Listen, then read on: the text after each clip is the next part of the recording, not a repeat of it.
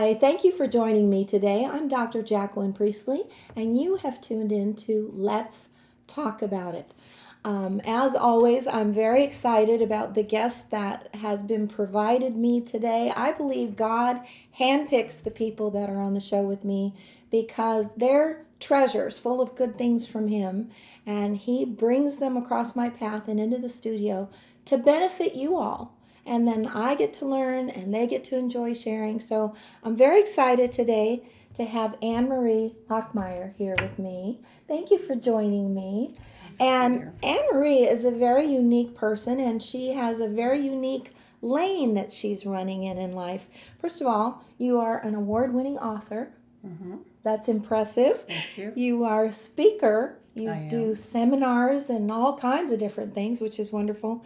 And then you are an advanced grief recovery method specialist.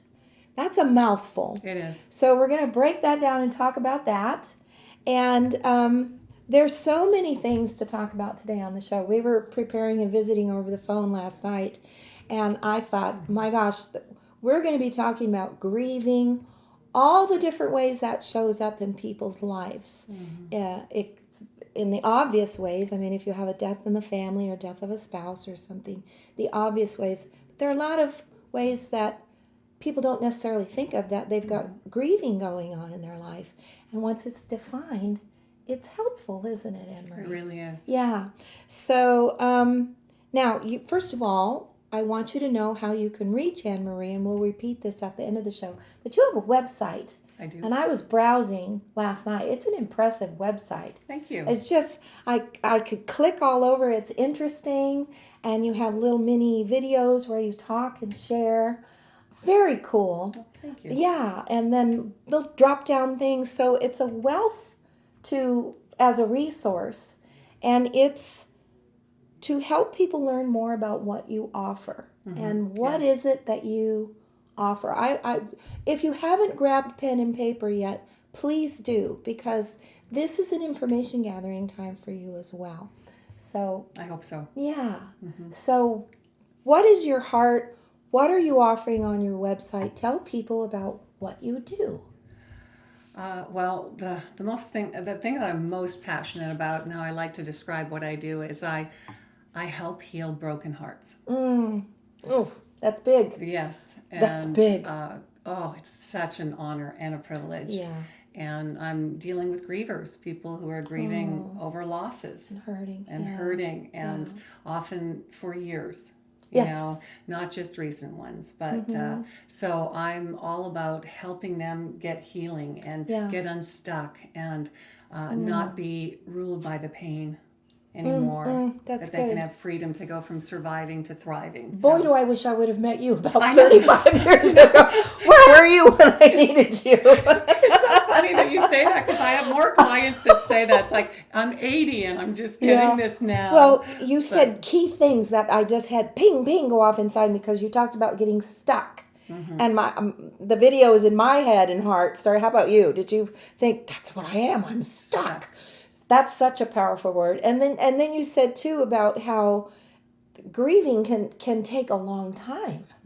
And people may question, why I need to snap out of it. It's been this amount of time, however long we critically assess ourselves and think, I should be over this. And we're not, because we had our hearts broken, didn't we? And that's not a bounce back thing. No, to and recover from. Society doesn't know what to do with grief, so we aren't taught the tools. So my job is to teach people the tools. Oh, that's fabulous. You'd be using it if you had them. Yes. People just don't have them. Yes. So I get the joy of teaching it. And we don't want people handling their grieving and their sorrow by drinking their way to the bottom of a bottle. Or 35 years ago, I was going out. I don't drink at all, total teetotaler, but I was going out dancing 4 or 5 nights a week until places closed, because that was my way from hiding from my pain. The loud music, I would just dance and dance and dance with anybody.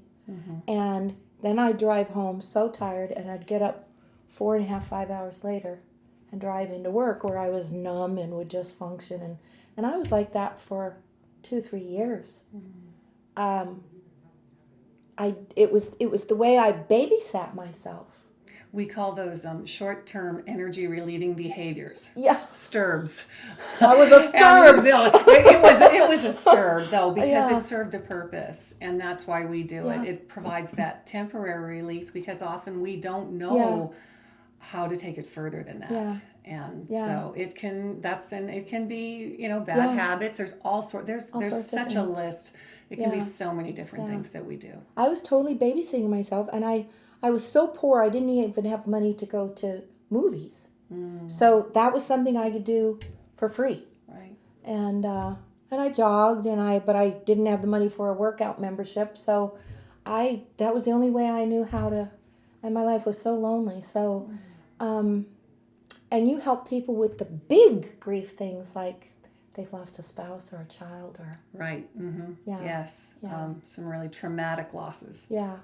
So, and you have a book that you've written. I was very intrigued by the title. What's the title of your book? The title is When Their World Stops, The Essential Guide to Truly Helping Anyone in Grief. Yeah. And it's actually a book for people who know someone who's grieving.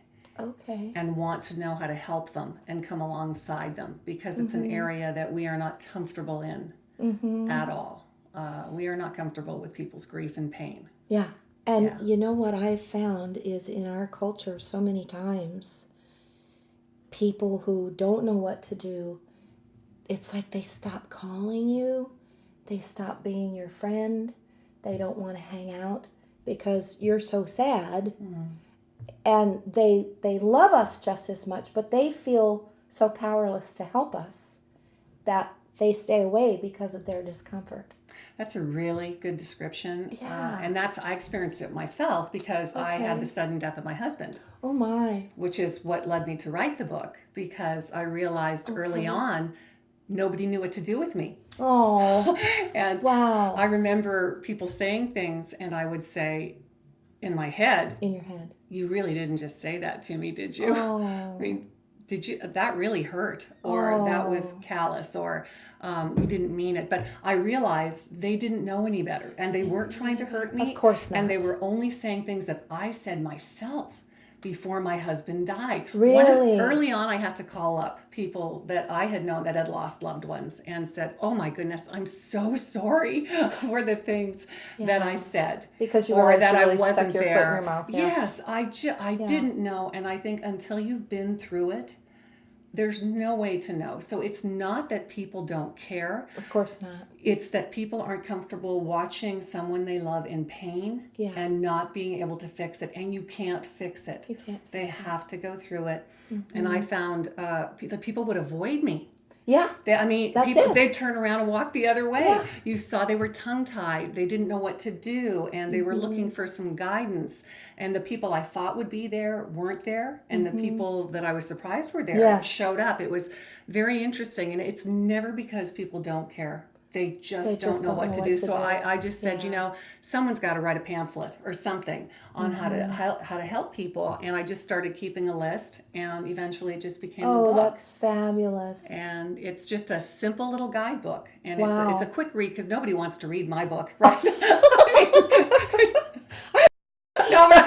I'm sorry. But I mean, it's if it's not, I get to read this book on grief. It's not one that you want to pick up, but it's helpful and it's practical. Yes. So it's simple, and I have people tell me all the time how it's taken them from awkward to confident, or they've known what to do. They've been able to engage in a conversation, or and it's and it deals with all sorts of types of losses, whether it's it could be a spouse, it could be a parent, it could be a miscarriage. There's so many, depending on the type of death. Yes. Too. So there's some little specific instructions and hints there. Yeah.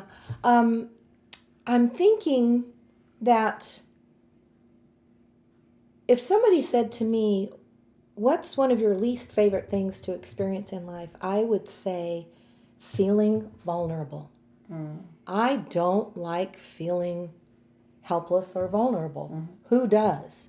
And I think, even in our culture, we put our elderly away. They go somewhere else. So we don't experience a parent or a grandma or an auntie deteriorating, getting weaker, more helpless in our own home. We don't see that side of life. We don't develop the social skills, the emotional skills, the caregiving skills so many times. So we're cut off from the sides of life that feel awkward or scary or vulnerable. And we don't learn, do we? How to.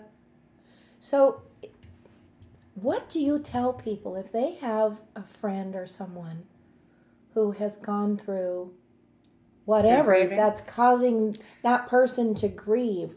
What do you tell them to say or do or not say or do? How do you... Okay, so I'll try and give just a few tips Yeah. to not overwhelm them. But Yeah. I think the first thing would be that however this person is behaving is normal. And that's hard because I will hear all the time, well, they're not behaving the way they should. They're too emotional. The way they should. Yeah, they're too emotional. They're unemotional. They're isolating. They're socializing too much. They're not behaving like other people in their family. They're doing it too long, right? There's all sorts of judgment. Like there's a time clock on. You only get to grieve for 3 weeks, and then did you know there's an snap out of it. expiration date? You're supposed to stop. It's like you only have this time because I'm sorry, No, but it's awful. We have to laugh I about can't it. tell you how many times I got, me personally, but also clients. Well, it's been a year. Thinking, like snap out of it. Oh, I'm sorry. I'm only supposed to miss my husband for a year. I didn't realize that. Okay, Is my broken heart yes. inconveniencing you or making you uncomfortable? Makes it so much better. Never mind that I'm in pain. And that was from good friends.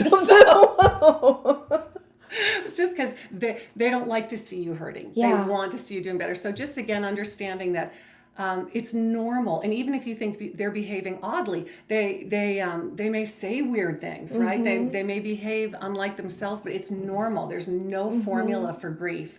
And so you just have to let them grieve their way, Yes. and that's tough. And then get comfortable being uncomfortable. That's the first thing. Okay, now how does that work? Because when you are with someone who's in pain, it's not a comfortable place to be. Right. And for you to understand that you can't fix it and you just need to be there with them. Okay, so let's say I come to your house and we're best friends and I know you well and you know me well. Am I supposed to jump in and say something clever or encouraging that's going to fix your heart, or is it okay for me to have no idea what to say or do, but just come and sit with you and maybe reach out and take your hand? And then if you sit there in silence, it's okay if I sit there in silence with you. In other words, I don't have to have the pressure of trying to be clever fix you. Once you realize that you don't have the pressure of that, because you can't fix it. No, I can't fix it anyway. So I love what you said, Jackie, because if you were the grieving person and I came over and I just said, I don't know what to say. Yeah. There are no words. And then you can say, but I love you. I love you and I care. And can I, like you said, can I just sit here? Yeah, just sit here and hold your hand and be with you. Yeah. Tell me about your loved one. You want to talk about him? Yeah. What do you miss? Or I'm just going to be there. But the minute, even acknowledging, one of the biggest things you can do is, I have no idea what to say or do. There are no words. Yeah. Yeah, I think that's even better, because some people are such rescuers by nature. I know I was for years until I learned not to be. Good for you. It took years to learn, and I didn't have to rescue everybody. But I think the rescue types, which I was such a person like that, if somebody said to me, I don't know what to say, I would right away feel like, oh, well, it's okay. And even though I would be the hurting one, I'd feel like I had to rescue you from your discomfort, which was my own twisty thing that needed to get fixed. But I love what you said about, there are just no words for what you're going through, and I'm so sorry. And to just give that love, it's validating. That's all you want to do is, this is terrible. I am so sorry. Yeah. But keep in mind, because you just brought something up there, grievers are award-winning actors. And we love to pretend that we're fine, because people want to see us be okay. Yeah. So oftentimes we'll just pretend like we're fine.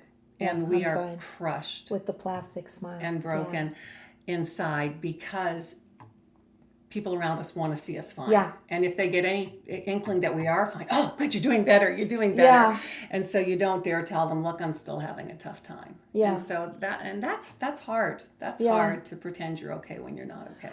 I thought it was interesting too when you said, when people are grieving, they're not themselves.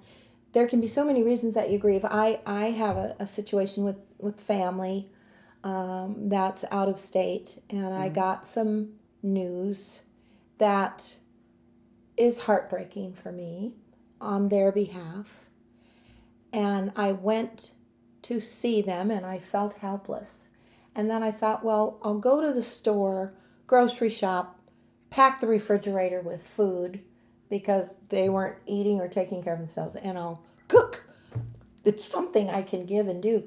Do you know, I almost drove off the road into a ditch. I accidentally drove through a stop sign. I drove through a yellow, into a red light, but I should have stopped. I drove in circles and got lost. And I finally pulled the car over and I thought, I'm a mess.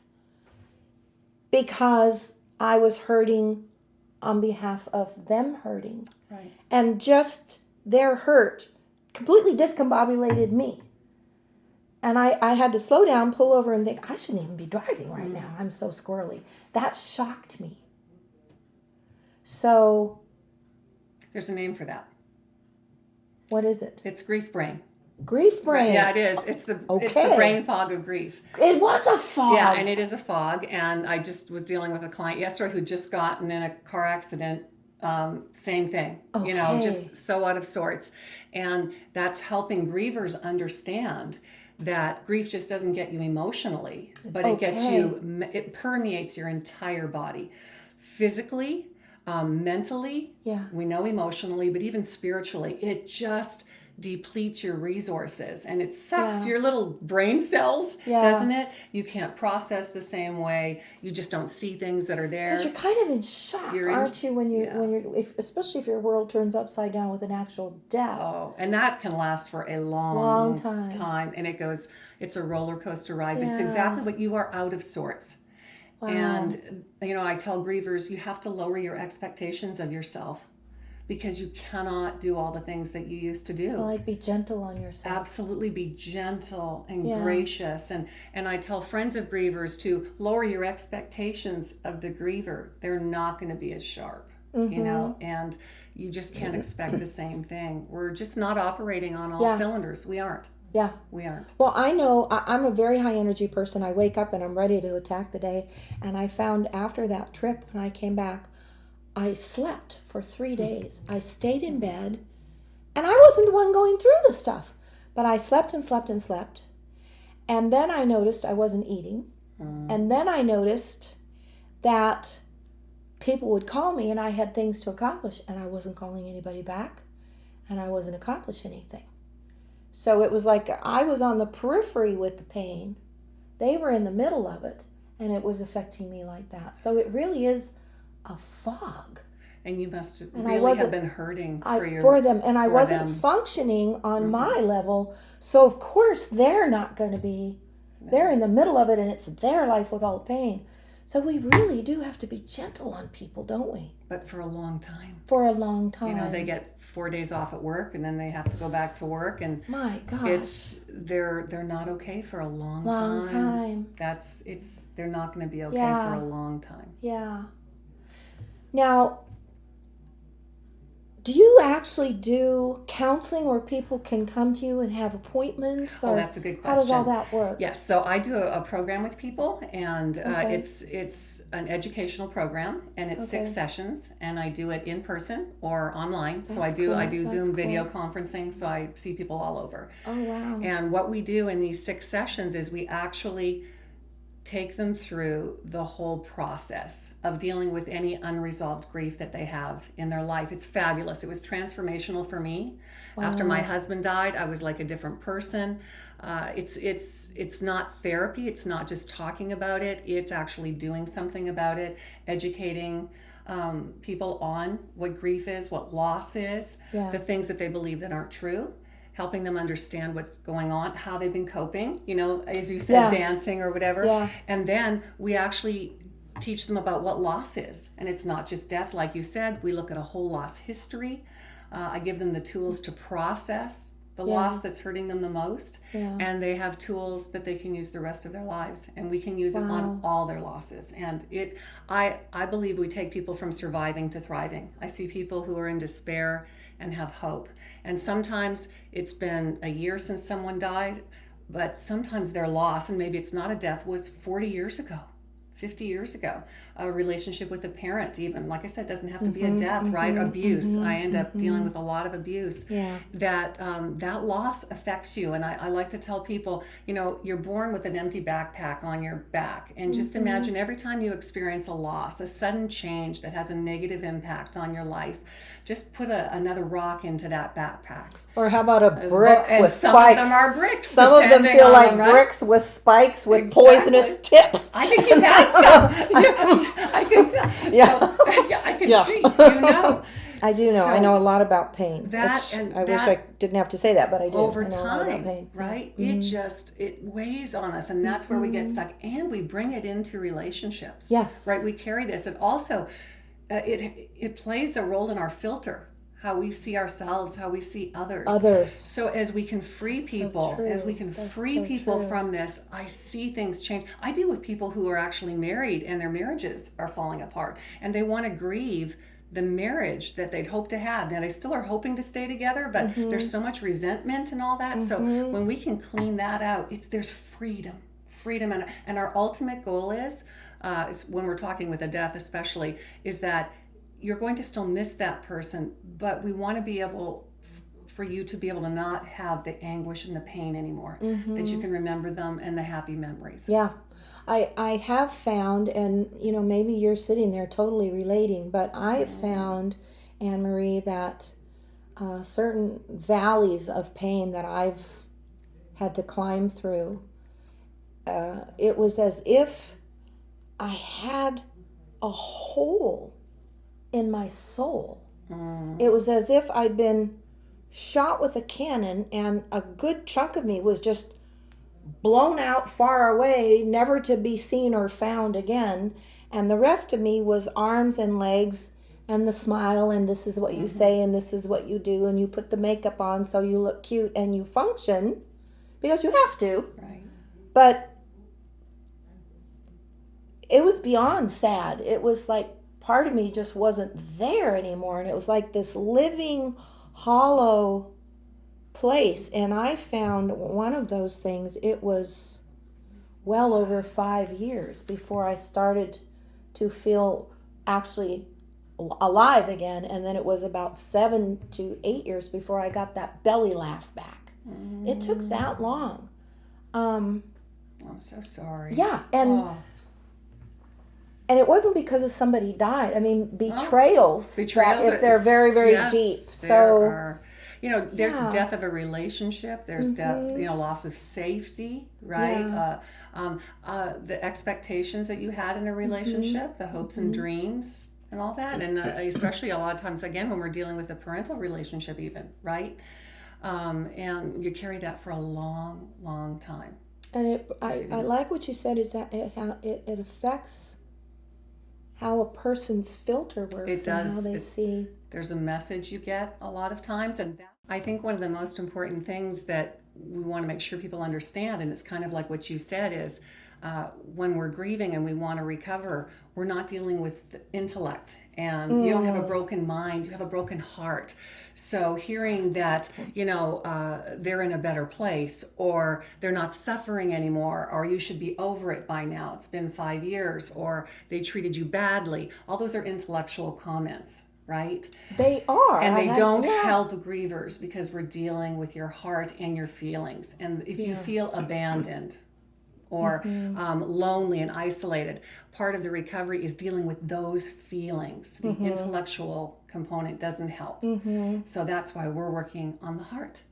And most people are trying to give you logic. Yeah. And what you said about people will say, oh, they're in a better place, or oh, they're not suffering anymore. Those are logical comments. And they're true. And they're true. Just not helpful. So you may be thinking, well, I've said that to people. Was that, I mean, it's true. They are in a better place. They're not suffering. But it doesn't necessarily help the person. Because their heart is broken. Their heart is hurting. Yeah. So what do we say instead of those things? Do we just give affection and say, my heart is right here with you. I'm so sorry that you're hurting. I'm so sorry. Okay. And I miss them too. Okay. I miss them too. So it's an identifying and a validating instead of trying to find an answer that fixes it. Big difference. Big difference. Heart. Think heart. Touch the heart, not the head. That's a good one. I hope if you're taking notes, touch the heart, not the head. So say something from your heart that will validate with affection and kindness how their heart is feeling. That is so good. I think y'all need to watch this show several times and tell friends, because Anne Marie, you're a great resource for people. Now let's tell people again. What's the call sign for your website? What is your website? What's it called? Okay, it's griefandtraumahealing.com. Okay. And you can email me from there. You can phone me. You can also schedule a 15-minute complimentary consultation with me. I love to talk to people just to see, am I even a good fit for you in this program? And if not, then what might be able to help you? So if it's not me, let's find something else. Oh, that's for wonderful. You. It doesn't have to be me. But let's get you the help you need so we can get you unstuck. That's precious. And you always hear about moving on and getting over it. But what exactly does that mean? What does that mean? So, it's not that simple. So let's actually do something to help heal that heart and take you from surviving to thriving. Let's give you hope and give you freedom. I love that. That's what I love to do. So the name of the website again? griefandtraumahealing.com. Okay. Now, will you have time to stay for a second session? Because we have so much more to talk about. Oh, I would love to. Yeah, good. I love talking about it. Okay, good. I've got 10 seconds to tell you goodbye. Okay, so thank you for being here. Thank you for having me. You have been watching Let's Talk About It. Quite a subject today. I'm Dr. Jacqueline Priestley, and I want to thank you so much for joining us. Tune in for the next session. See you next time. Thanks. Bye-bye. Bye.